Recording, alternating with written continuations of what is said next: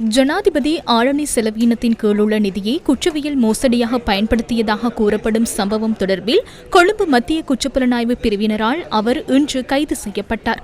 கோட்டாபய ராஜபக்ச ஜனாதிபதியாக இருந்த காலத்தில் சுகீஸ்வர பண்டார பிரத்யேக செயலாளராக பணியாற்றி அரசாங்கத்திடமிருந்து 2 சம்பளங்களை பெற்றுள்ளதாக போலீசார் தெரிவித்தனர்.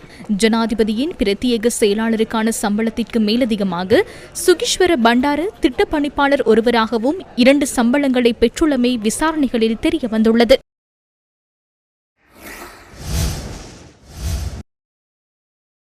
ஒன்றிணைந்த எதிர்க்கட்சியினால் ஏற்பாடு செய்யப்பட்டிருந்த நிகழ்வொன்றில் கலந்து கொள்வதற்காக சென்றிருந்த போதே கோட்டாபய ராஜபக்சவின் முன்னாள் பிரத்யேக செயலாளர் சுகீஸ்வர பண்டார இன்று கைது செய்யப்பட்டார். முன்னாள் அமைச்சர் பேராசிரியர் GL பீரிஸ் தலைமையிலான மக்கள் நேய ஒன்றிணைந்த எதிர்க்கட்சி ஏற்பாடு செய்திருந்த இந்த நிகழ்வில் ஸ்ரீலங்கா சுதந்திர கட்சியின் நிமல் சிறிபால டி சில்வா, மஹிந்த அமரவீர, முன்னாள் பாராளுமன்ற உறுப்பினர் பிரேம்நாத் சி தொலவத் மற்றும் ஐக்கிய மக்கள் சக்தியை பிரதிநிதித்துவப்படுத்தி பாராளுமன்றத்திற்கு தெரிவான தயாசிரி ஜெயசேகர் ஆகியோரும் கலந்து கொண்டிருந்தனர்.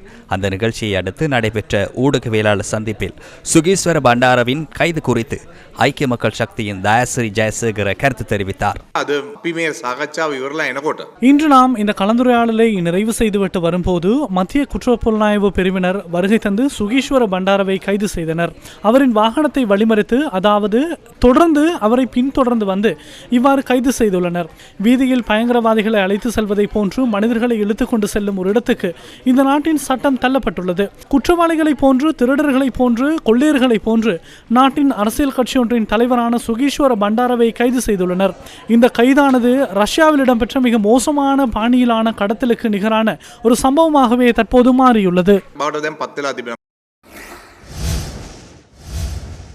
முன்னாள் ஜனாதிபதி கோட்டாபய ராஜபக்சவின் முன்னாள் பிரத்யேக செயலாளர் சுகீஸ்வர பண்டார கைது செய்யப்பட்டமை தொடர்பில் அவ்வாறு கருத்து தெரிவிக்கும் பாராளுமன்ற உறுப்பினர் தயாசிரி ஜெயசேகர கடந்த வார இறுதியில் மக்கள் நேய எதிர்க்கட்சியினால் ஏற்பாடு செய்யப்பட்டிருந்த கூட்டத்தில் பங்கேற்றிருந்தார். இந்த கூட்டத்தில் தயாசிரி ஜெயசேகர பங்கேற்றமை தொடர்பில் ஐக்கிய மக்கள் சக்தி இன்று குற்றச்சாட்டுக்களை முன்வைத்தது. கடந்த தேர்தலில் குருநாகல் மாவட்டத்தில் தயாசிரி எமது கட்சியின் சார்பிலேயே போட்டியிட்டார். எனினும் அவர் எமது ஐக்கிய மக்கள் சக்தியின் ஒரு உறுப்பினர் அல்ல.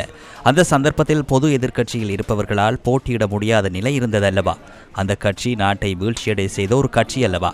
நாட்டை வீழ்ச்சியடை செய்த ஒரு கட்சியில் இருந்தவர்கள் சார்பில் பொது எதிர்க்கட்சியில் வேறு யாரும் தேர்தலில் போட்டியிடவில்லை. தயாசிரி மாத்திரமே அங்கு இருக்கிறார் என நினைக்கின்றேன்.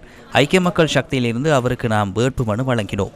எமது கட்சியில் போட்டியிட்டே அவர் வெற்றி பெற்றார். அவர் எமது கட்சியின் நிறைவேற்று குழுவிலோ அல்லது எமது கட்சியின் செயற்குழுவிலோ எந்த ஒரு பதவியையும் வகிக்கவில்லை.